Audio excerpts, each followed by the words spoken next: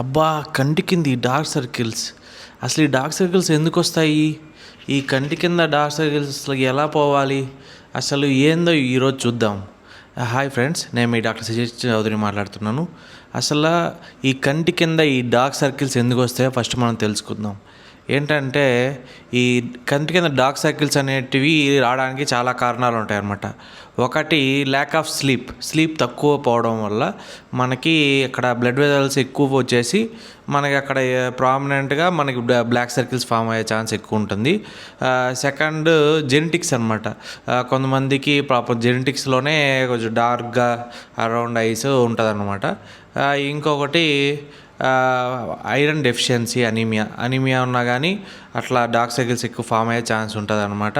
తర్వాత అలర్జీ ఉన్నా కానీ మనకి ఇట్లా ఎక్కువ రబ్ చేసినప్పుడు అక్కడ డార్క్ సర్కిల్స్ ఫామ్ అయ్యే ఛాన్స్ ఎక్కువ ఉంటుంది అనమాట. ఇట్లా డార్క్ సర్కిల్స్ ఫామ్ అవ్వడానికి చాలా కారణాలు ఉన్నాయి. మనము ఏ కారణమో తెలుసుకొని అది మనం రెక్టిఫై చేసుకొని ప్రాపర్ స్లీప్ మెయింటైన్ చేయడం, స్క్రీన్ టైం తగ్గించడము, ఒకవేళ అలర్జీ అని ఉంటే రబ్ చేయకుండా ఉండడము, ప్లస్ సన్ స్క్రీన్ పూసుకోవడము, ఇట్లా చేసినప్పుడు మనం డార్క్ సర్కిల్స్ తగ్గించుకునే ఛాన్స్ ఎక్కువ ఉంటుంది అనమాట. So thank you friends, please subscribe.